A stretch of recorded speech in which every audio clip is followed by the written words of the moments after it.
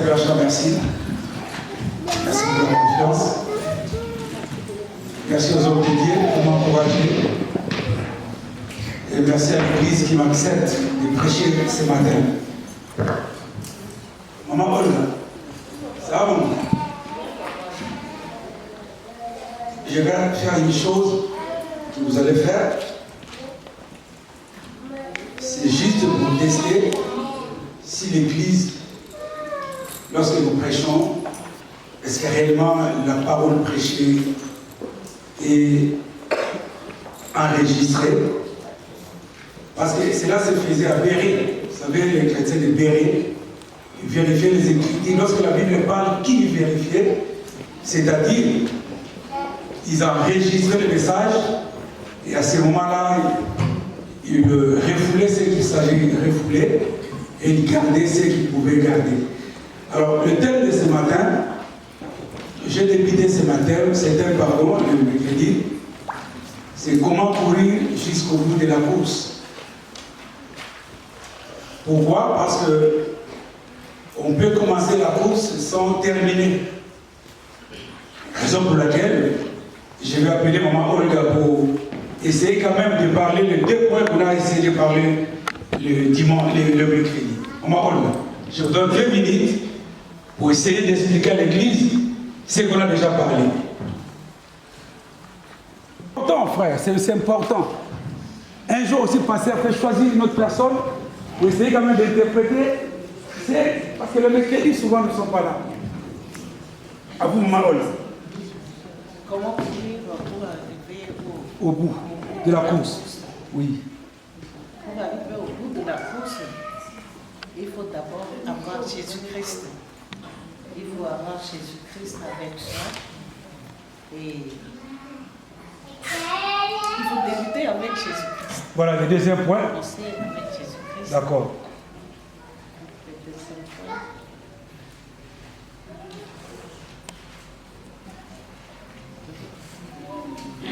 On a parlé des points, maman Olga. Le premier point, 5 sur 10. Maintenant, il reste encore un autre point. On va avoir 10 sur 10.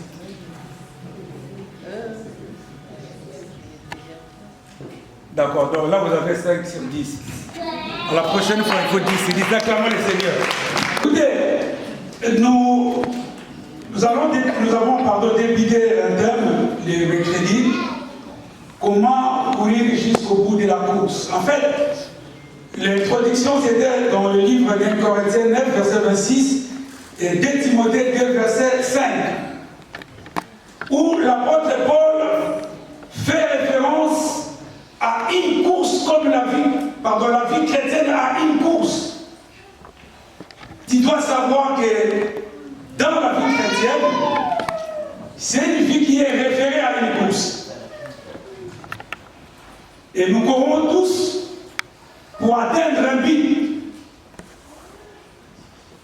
Et l'apôtre Paul dit, personne ne peut être couronné s'il court en suivant les règles de la course.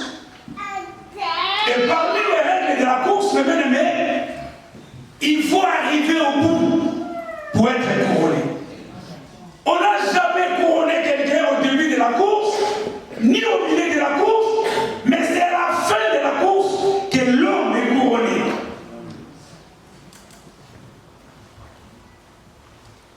Comment maintenant faire pour arriver au bout de la course?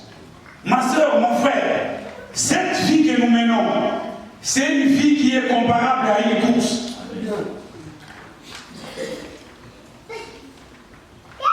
Chaque jour qui passe, chaque minute, chaque seconde, chaque heure, ma soeur, sache-le bien que Dieu dans une course, il faut arriver jusqu'au bout.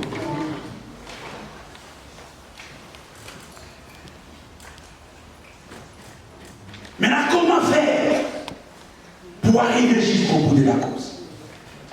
Le premier point, c'est dans Philippiens 3, verset 12 à 14. C'est là où maman Olga a essayé d'expliquer. L'apôtre Paul dit, je cours. Ce n'est pas parce que j'ai déjà atteint le niveau où je suis déjà arrivé au bout de la course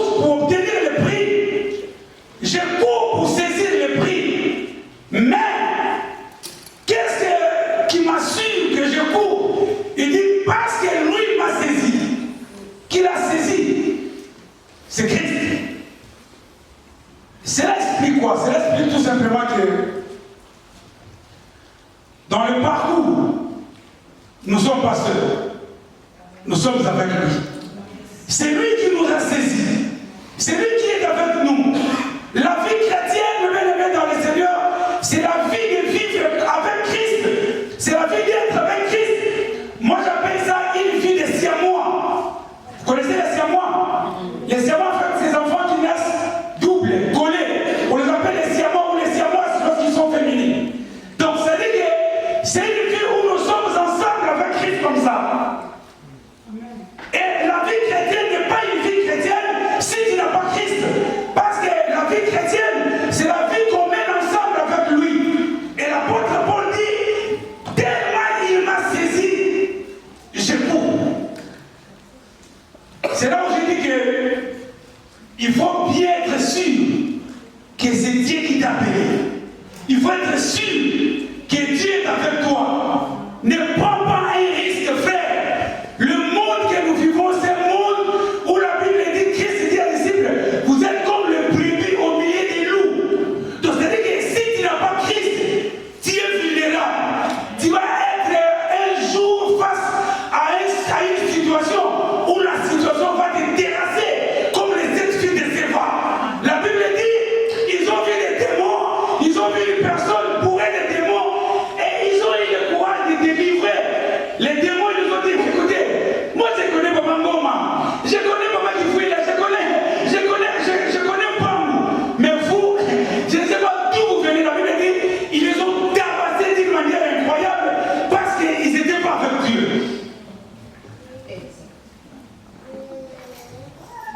C'est pour ça que si tu n'es pas repenti, si tu n'as pas Christ, le moment est favorable d'accepter Jésus comme Seigneur et Sauveur. Parce que la vie chrétienne, c'est une vie qu'on mène avec Jésus. C'est une vie où on fait le parcours avec Jésus. Pourquoi être avec lui? Parce que celui-là a la garantie de la victoire. Amen. Le monde est bourré des histoires, est bourré des problèmes. Le monde est plein de sorciers. Le monde est plein de magiciens. Le monde est plein de occultistes. Le monde, partout où nous passons, il y a un esprit du monde occulte qui prend le dessus. Jésus l'a dit, le monde entier est sous la puissance du malin.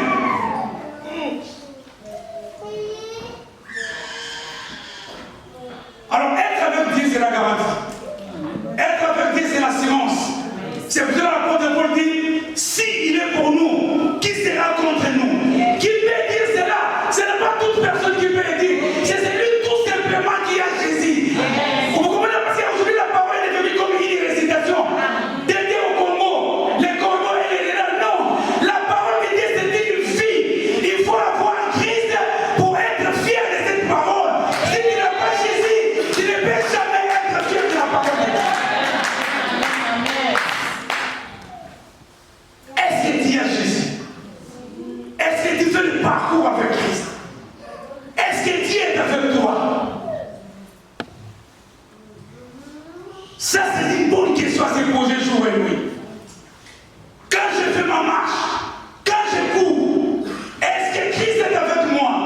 S'il est avec moi, même si les démons se coalisaient pour faire les barricades, la Bible déclare, il est avec moi, avec lui, je vais faire des exploits et il écrasera mes ennemis. Est-ce qu'il est avec toi? Sur le premier point, il faut être avec Christ. C'est lui la garantie. C'est lui l'énergie qu'il faut. Lorsque tu seras affaibli, il viendra te soulever et t'accorder encore l'énergie pour continuer la course. Lorsque les problèmes t'amassent, lorsque tu as des histoires et des problèmes, c'est lui qui défend. La Bible dit le malheur atteint souvent les justes, mais c'est lui qui délivre le juste.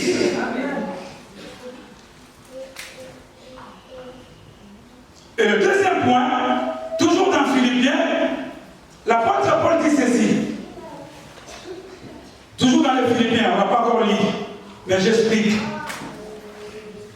Toujours dans Philippiens 3, ça c'est au verset 13, où l'apôtre Paul dit que puisqu'il m'a saisi, je cours. Je cours parce qu'il est avec moi. Fier d'être chrétien parce qu'il est avec moi. Je cours, même s'il y a des embuscades, des embûches, devant ce marais, lui est avec moi. Je continue le chemin parce qu'il m'a saisi. Vous savez, lorsque je fais route ensemble avec ma fille et que ma fille vient, je la tiens entre mes mains, on part ensemble, on fait route ensemble, et qu'elle trébuche pour tomber, tellement que je le saisis, je suis son soutien. Il ne tombera jamais, parce qu'il est entre mes mains. Et l'apôtre Paul dit, je ne suis pas encore arrivé.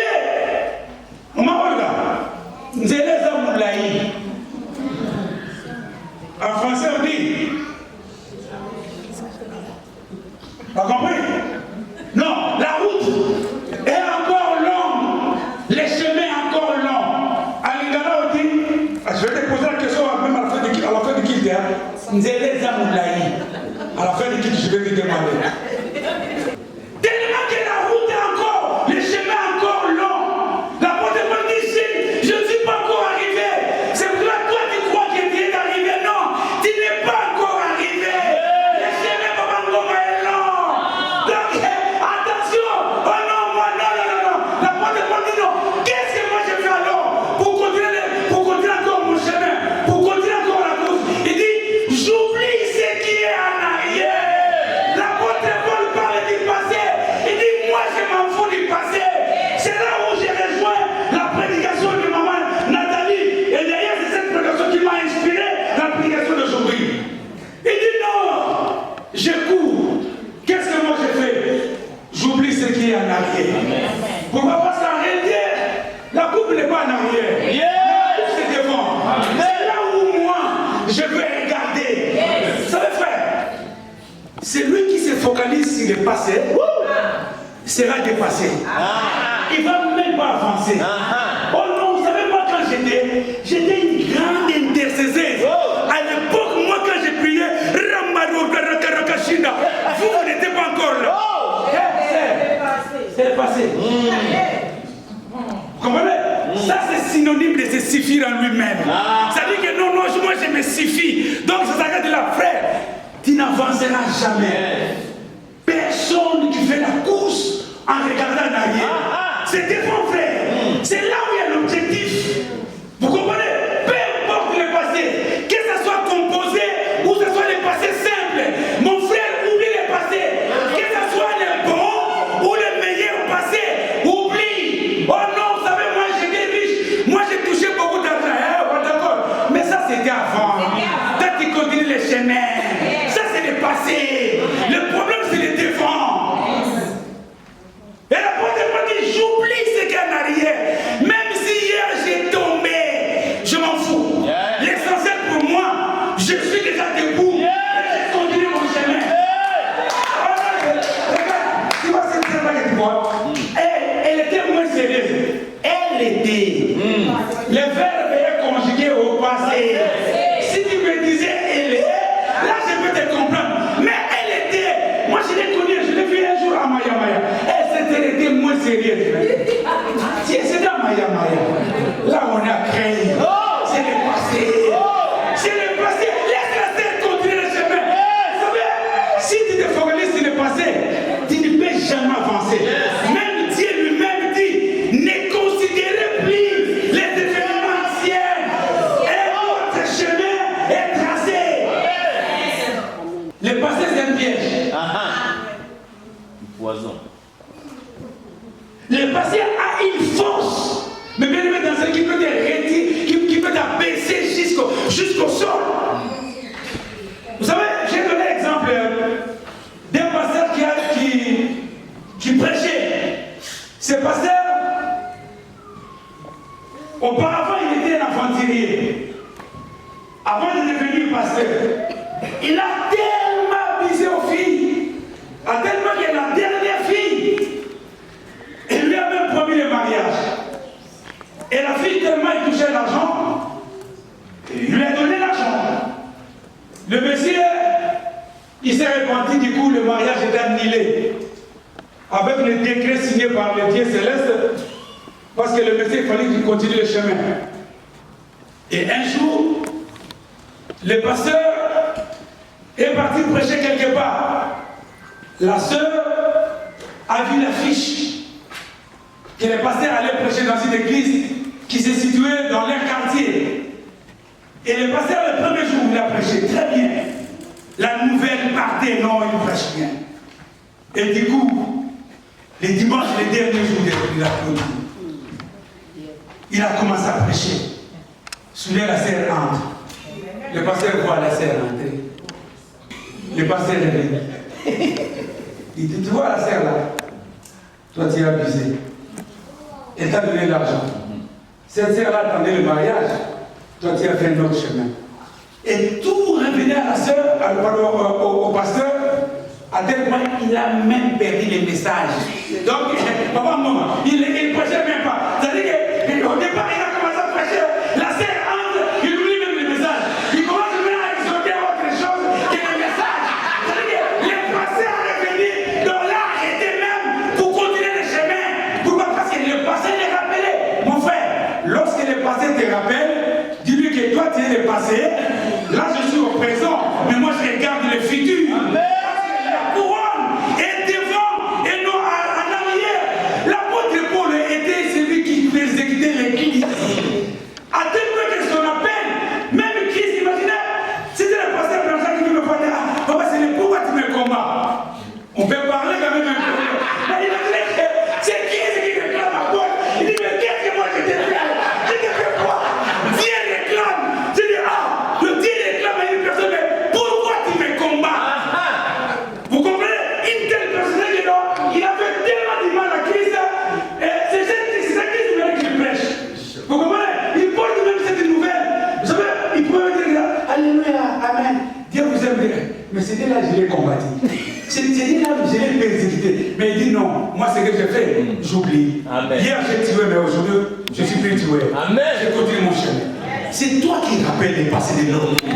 C'est toi qui enregistre. Tu es plus que Google. Si on t'interroge aujourd'hui, tu peux même rappeler les choses qui sont passées en 1969 où toi tu n'es pas encore né. Comment un enfant de 78 peut rappeler des histoires de 64? Qui t'a appris ça?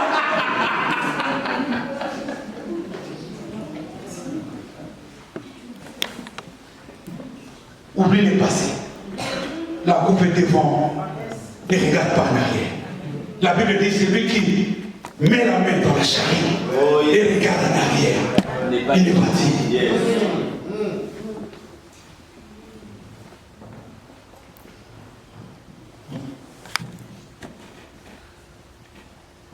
Moi je connais un pasteur, c'est un grand frère du quartier. Quand il prêchait, les voyous, les grands frères voyous de notre quartier les dérangeaient. Et à la fin, lorsqu'il les dérange trop, il prend la Bible, il ferme. Il dit, Bilo, regardez. Vous m'oubliez, vous, hein? Vous savez, la Bible, non, et tu vas regarder, il n'est pas réparti. C'est un païen. Tout simplement parce qu'on les rappelle le passé, mais oublie. Vous savez, la vie chrétienne, aussi longtemps tu es dans la justice, il faut appliquer la méthode où les Français disent lécher à bois, la caravane passe. Yes.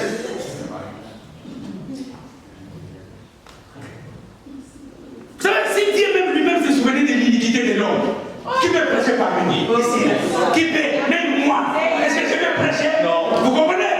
C'est là Christ a dit non. C'est lui qui n'a jamais commis une bêtise, comme cette dame. Ou même une bêtise, parce qu'il dit bêtise, il reste toujours bêtise. Donc, lui, elle a commis l'adultère, tout, d'accord, pas de souci.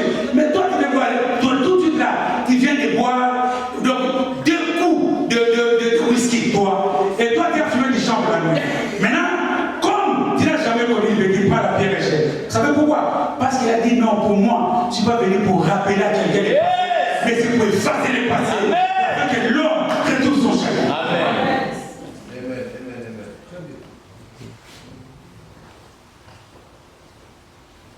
Tu n'es pas un adulteur. Amen. Tu n'es pas un voleur. Amen. Tu n'es pas un pécheur. Amen. Tu es saint. Yes. Alors aujourd'hui, je vais parler de troisième point. Comment faire pour arriver jusqu'au bout de la course. Hébreux 12, verset 1. Ça vient. Hébreux 12, verset 1. Oui. Donc aussi, puisque nous sommes environnés d'une si grande nuée de témoins, rejetons tout fardeau et le péché qui nous enveloppe si facilement, et courons avec persévérance dans la carrière qui nous est réservée, qui nous est ouverte, ayons les regards sur Jésus, le chef et le consommateur de la foi. Merci. Écoutez ce que l'apôtre Paul dit.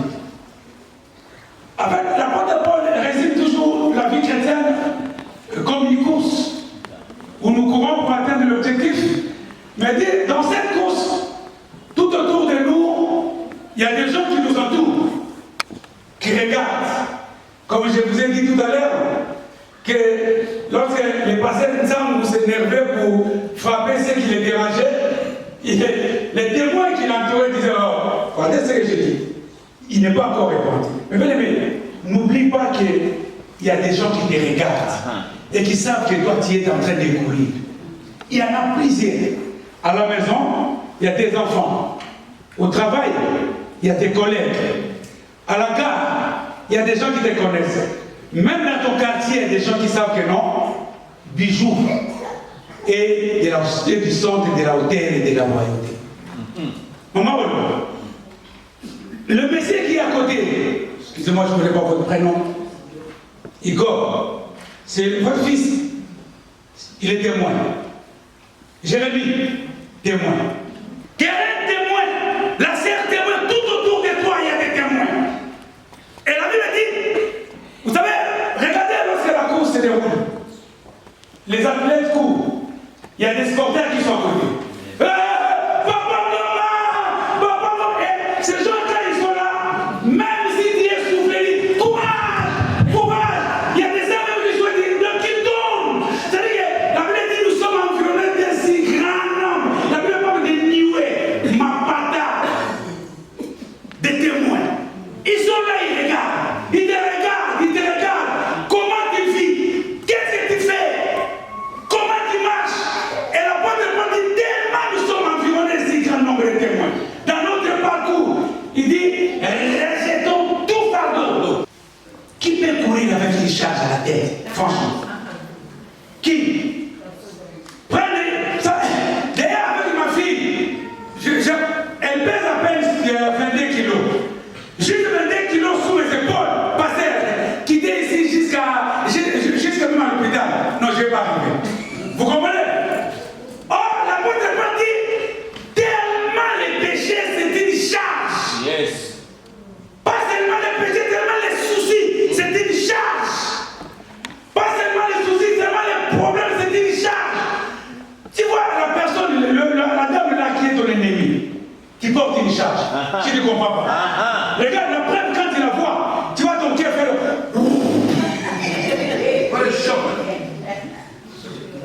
Tu deviens mal à l'aise. Yes. Tu ne peux pas avancer. Comment tu peux courir avec la rancune et la rancœur au fond de toi? C'est-à-dire que quand tu cours, au-delà de toi, tu as une charge. Au bout de ce que tu es soufflé pour en fait, tu n'es pas à l'aise. Or, pour courir, il faut être à l'aise. Donc, il faut déposer la charge et continuer à courir. Mais toi, tu cours avec une charge. Tu es ennemi de quelqu'un ici à l'église. Tu ne parles pas. Tu es chargé. Come on.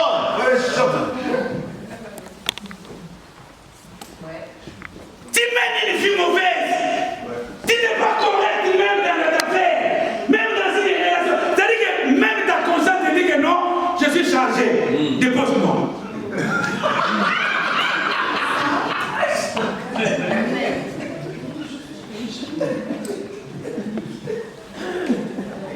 L'apôtre me dit non, décharge, abandonne tout facilement pour continuer le chemin. Sinon, avec la charge, tu n'arriveras jamais. Or, la charge fait référence au mal, fait référence aux soucis, fait référence à tout tu dors avec les soucis. C'est pour ça que tu ne pries pas bien. Comment tu peux prier avec les soucis? Tu ne peux jamais avancer, mais bien dans les Seigneur lorsque tu es chargé. Tu as un problème, même avec ton copain. Tu as un problème. Je ne parle pas copain. Non, je parle, comment dire, ton proche. Yes. Parce que même ton copain, c'est une charge. Amen. Quand tu mènes une vie de copinage, c'est-à-dire que tu es chargé. Yes. Bien dit. Tu viens à l'église, mais sous l'âme, il y a quelqu'un qui te tabasse. Vous comprenez? Là, tu vois, papa ne connaît personne, maman ne connaît personne, mais quelque part, il y a quelqu'un qui te gifle. Franchement, c'est-à-dire que tu portes une charge que toi-même tu ignores. Tu es chargé. On couvre. Or, qui te dit, venez à moi. Là, c'est pas ta responsabilité. C'est lui-même qui appelle. Il dit, venez à moi, vous tous qui êtes fatigués et chargés. Je vous donnerai du repos. L'apôtre dit un jour, il m'a raconté une histoire. Il dit, une maman est venue du jardin. Il a récolté les légumes, les aubergines, les radis, des carottes, et elle a tout emballé. Elle a mis sur sa tête et elle est retournée à la maison. Soudain, le chauffeur le voit. Il s'arrête. Je vois ton cou là. Et ça commence à craquer. Tu ne peux pas, viens. Tu vas où? Il dit non, je vais à Saint-Lys. Parce qu'aujourd'hui, vous les élèves, vous les enfants qui sont nés ici en Europe, vous avez la classe. Que tu as créé, tu prends le train pour étudier peut-être à Chantilly. Hein, ma fille, je te vois à l'école. Tu as la classe. C'est pour cela, chaque fois, il faut dire merci à papa et merci à maman. Et surtout à Dieu. Parce que vous avez la chance. Nous, avec l'ancien François, que vous voyez là, on marchait à pied et la distance était créée même jusqu'à la circulaire fausse. Vous comprenez? À pied! Vous comprenez? À pied à l'école. Et ce n'est pas avec le vélo, hein, ou bien avec la moto, non. Ligne 14. Ah! Bon, moi je commence à 14 parce que... La ligne 11. Vous comprenez? Et c'était pas facile. Et la maman faisait route avec son colis sur la tête. Et le chauffeur le voit et dit non, maman, tu es fatiguée. Viens, monte dans la voiture, je vais te déposer quand même à la maison. La maman monte. Et là, au départ, la maman refusait. Elle disait non, c'est pas grave, je suis habitué. Toi, tu es habitué au péché, toi.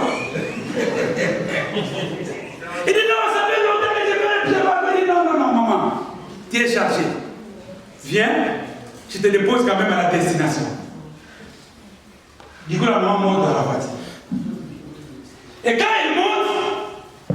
elle monte avec son colis sur la tête. Je lui ai dit, papa, maman, mais c'est pour cela que je me suis arrêté. C'est-à-dire que ce n'est pas en fait que moi je me suis arrêté. C'est pour te soulager. Parce que la charge que tu portes va te faire mal. Là, tu es dans le véhicule. Donc, sois-toi à l'aise, sens-toi à l'aise. Il n'y a aucun souci. Dépose ton colis. Et puis, toi, tu vas dire, papa, je suis habitué. Je vais continuer mon chemin. Il dit, papa, mais là, j'ai fait une perte. Donc, pour moi, l'objectif, c'est que tu me dis non. Je continue avec moi. Et c'est ça qui se passe aujourd'hui à l'église. On prêche.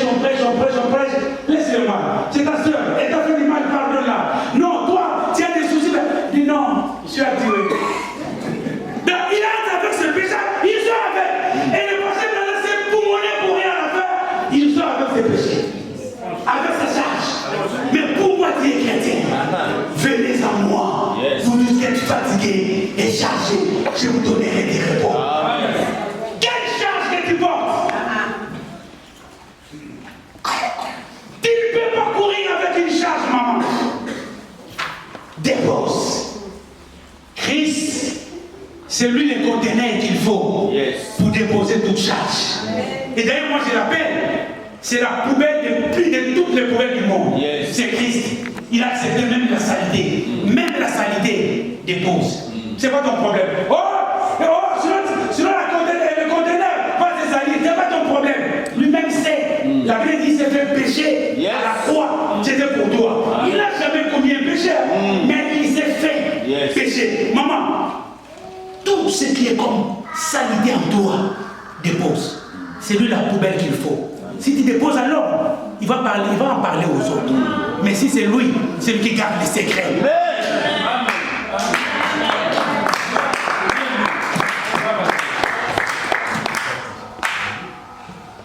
Tu as peur de parler au pasteur Blanchard, à Papa Ngoma, à Papa Roger, ce n'est pas un problème.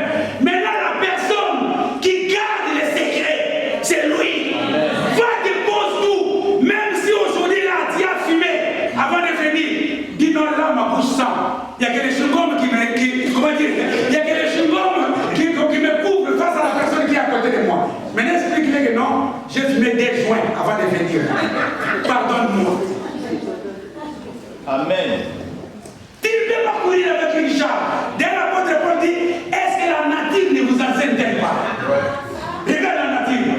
Qui a déjà couru avec une charge et remporté les prix? Jamais. Vous pensez passer. Même les vêtements, il y a même les vêtements passés. Cours avec une chaise pathologie. Tu vas voir. Et ils ont fait même les cyclistes, comment dire, les habits légers pour permettre à la personne d'être léger. Donc, tiens-toi que pour mieux courir, il faut déposer la charge au pied du Christ. Tu seras à l'aise. Pépélé, pépélé.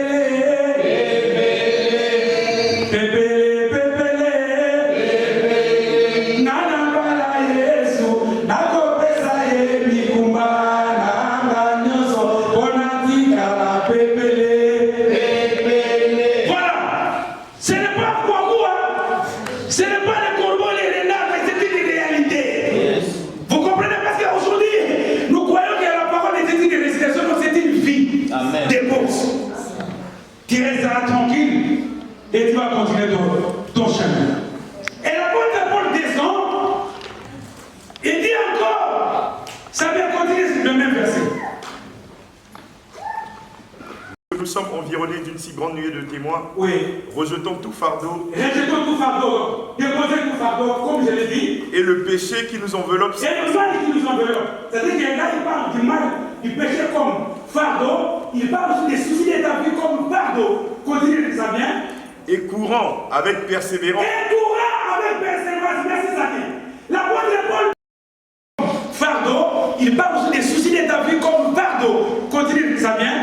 Et courant avec persévérance. Et courant avec persévérance. Merci, Sabine. L'apôtre Paul parle de la persévérance.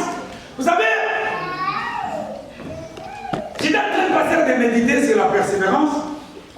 J'ai compris que la persévérance est liée à la foi. Lorsqu'on n'a pas la foi, on ne peut pas persévérer. Donc, la persévérance est synonyme de la foi.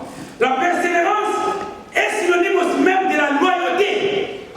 La persévérance est synonyme de la détermination. La persévérance est synonyme de la fidélité. La persévérance est synonyme de la patience. La persévérance est synonyme même d'amour. Mais bien aimé, l'apôtre Paul dit non. Reste persévérant. Je cours parce que, en fait, sur ce chemin, j'ai des histoires qui m'attendent. J'ai des problèmes qui m'attendent. J'ai des ambitions et des embûches qui m'attendent. J'ai dit, nous sommes nés au village. Des gens comme nous, c'est pour cela que j'ai chanté comment ne pas dévouer. Parce que nous sommes des vrais blédards. Moi, je suis un vrai blédard. Moi. Et dans mon parcours, j'ai rencontré des histoires qui pouvaient même m'arrêter et arrêter ma vie chrétienne pour retourner au monde, dans le monde. Et tous, tels que nous sommes là dans la vie chrétienne, nous avons tous rencontré quelque part quelque chose qui pouvait même nous arriver.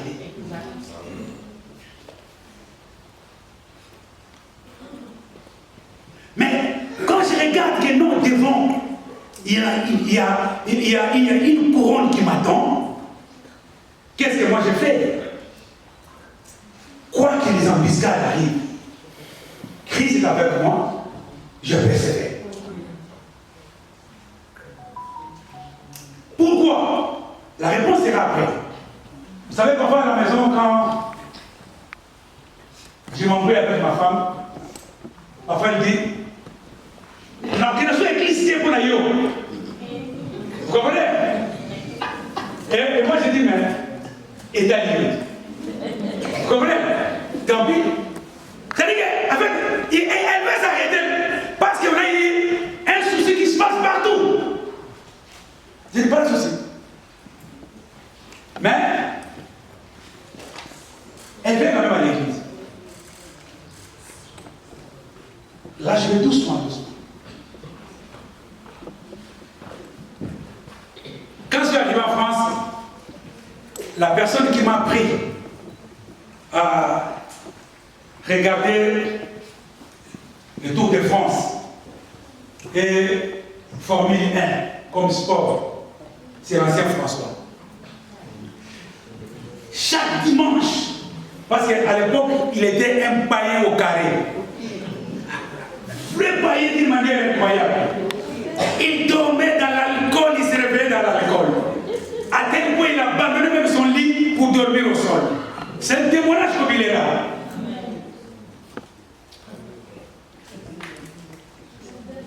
Et chaque dimanche, il le voit devant l'écran, comme ça. Sous-marin, stand. Et il m'a pris tellement. Et je suis devenu fan de Formule 1 à cause de lui. Maintenant, qu'est-ce qui se passait? Parfois, quand on regarde la Formule 1, on voit la personne qui remporte le prix. Il a eu des accidents à tel point que même le monospace, la roue sautait. Mais chose étonnante, à la fin des courses, Michael Schumacher, le premier. Ah, mais il a eu pas mal d'accidents. Et le deuxième sport, c'était le Tour de France. Vous savez, il y a eu un coureur qui m'a donné le goût de regarder le Tour de France. C'était Lance Armstrong. Il a remporté 7 fois consécutif la Tour de France. Vous savez qu'est-ce qui se passait? Chaque tour, chaque course, il tombait. C'est-à-dire que parfois, vous savez, avec les sportifs, comme ils s'étaient environnés des si grands nombres de témoins. Fort! Parfois, il y a des gens qui sortaient, lui-même il sort. Vous savez ce qui se passait? Il tombe, blessé même. Il court dans la brousse, prendre son vélo, retourner sur la piste et continuer la course. Et à la fin, oh, il est fort! Lance Armstrong, il a remporté 7e consécutif. Comment ça se fait? Tout le monde. Oh, mais ce monsieur a eu pas mal des embuscades. Comment ça se fait que ce monsieur remporte les prix? La nature ne vous enseigne pas. Vous savez pourquoi? Parce qu'il était persévérant. Il savait que non, oui, ce n'est pas ici, ce n'est pas là-bas non plus, mais c'est à la ligne d'arrivée. Il faut que j'arrive. Mais je voudrais la Bible déclare, c'est lui qui persévérera jusqu'à la fin, sera sauvé. Et Christ dit même, il y aura pas mal de choses qui vont arriver. Il y aura pas mal de choses, c'est-à-dire que tu peux voir même, maman, ton propre frère te haïr. Tu peux voir même ta propre mère te dire que tu es bête. Tu peux voir même, maman Olga, tes propres enfants te haïr. Mais Christ dit, ce n'est pas un problème. Toutes ces choses peuvent arriver. Mais celui qui persévérera jusqu'à la fin, c'est la sauvé. La persévérance. Persévère, maman. La Bible dit que vous courez bien. Qui vous a dit d'arrêter? Qui t'arrête? Le chemin est encore long.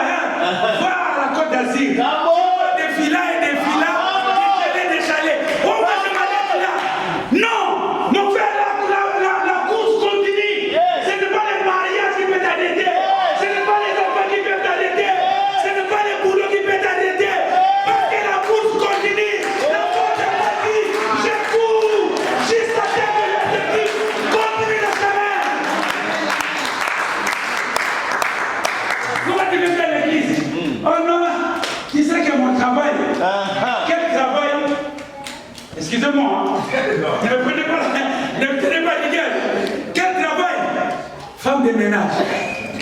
Donc, qui font le ménage avec eux, d'accord? Je ne dis pas que c'est mauvais, je ne dis pas que c'est mauvais. N'interprétez pas ce que je dis. Non, je ne dis pas que c'est mauvais. Je dis ça par rapport déjà à la qualité du travail qui peut arrêter. Même pas un ministre d'État. Vous comprenez? Même pas un conseiller municipal. Mais qui allait jamais le travail. Et pourtant, c'est lui qui peut te lever, qui peut te donner un bon travail. C'est lui-là qui est sorti à patron. Voilà, voilà, c'est là ma confiance. Et quand tu arrives à la maison, tu es fatigué. Même faire la nourriture pour les enfants, tu n'arrives pas. Vous comprenez? Et tu réclames, oh, ce travail-là, c'est. Et si toi tu veux arrêter Dieu pour à cause de ça, la Bible dit c'est lui qui relève. Yes. La Bible dit c'est lui l'auteur et la base de toutes choses. Oh, mon mari m'a dit de ne plus venir à l'église à cause du pasteur Blanchard. D'accord? Ton mari, c'est pas un problème. Mais n'oublie pas que c'est le mari qui te dit de ne pas venir à l'église. Donc un jour le mariage peut s'arrêter. Même si on ne souhaite pas le divorce, mais la mort peut vous séparer. Vous comprenez? Moi j'ai assisté à un enterrement d'une sœur qui priait avec nous. Il ne venait pas à l'église souvent. Pourquoi pas? Elle ne venait pas à l'église souvent. Pourquoi? Parce que son mari était un colonel.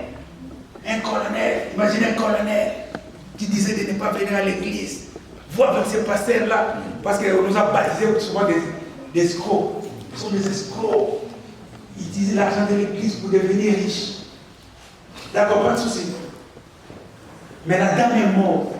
Elle est morte le jour de l'enterrement. Vous savez, le monsieur, il refusait même de mettre les cercueils dans les caniveaux. Dans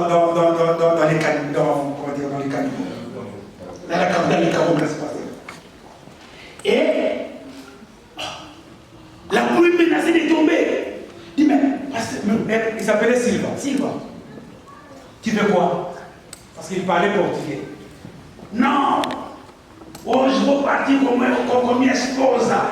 Não vou ficar em casa. Eu vou me enterrar junto com ela. Não vou ficar. Minha esposa, eu te gosto. Uma boa. Non, je partis avec ma femme. Je l'aime bien. Je ne resterai jamais. Je partirai ensemble avec elle. Colonel, il va pleuvoir. Il est mort. Oh, ma femme. Et tellement il a dérangé. Il a beaucoup dérangé. C'est moi qui étais là. Moi, j'aime les histoires pareilles. J'aime. J'ai dit, bon, d'accord. Quel est ton dernier mot? Ah, ma femme, je partirai avec toi. J'ai dit, papa, s'il va dire fidèle plus que même Nelson Mandela et sa femme. Donc, la conclusion est déjà prise. Bon, allez, gardez-vous. Papa Silva, toi, tu seras le premier. Parce que si on te met dessus, tu peux faire un effort de sortir. Donc, toi, tu descends en premier. Après, on va remettre les cercueils. Ah, c'est là où j'ai vu que tout est devenu sérieux. Mais ce n'est pas un problème. Tu peux partir. Moi, je reste. Mais je pense toujours à toi. Alléluia. Ah bon? Et mais, il y a un homme, même dans le vallée de l'ombre et de la mort, il est avec toi. Il est avec toi. Il partira avec toi sous la tombe. Il s'appelle Jésus-Christ de Nazareth. Et c'est à lui de te confier. Il ne doit pas te donner sa main. Continue la course. Même s'il y a des problèmes, c'est lui qui enlève les problèmes. Même s'il y a la maladie, c'est lui qui enlève la maladie. Même s'il y a des difficultés, c'est lui qui donne la paix. Il s'appelle le prince de la paix. Et la Bible déclare, c'est lui qui persévère la vie de la paix. C'est la sauver. Que Dieu vous bénisse.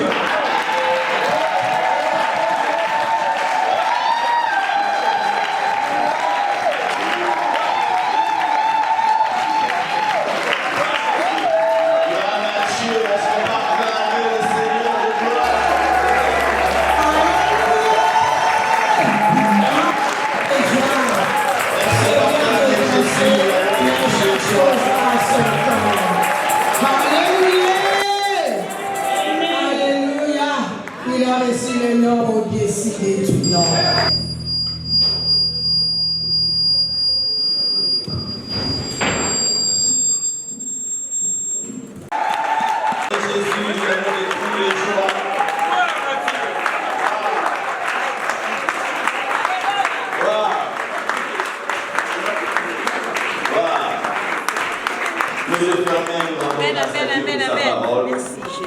Prions pour que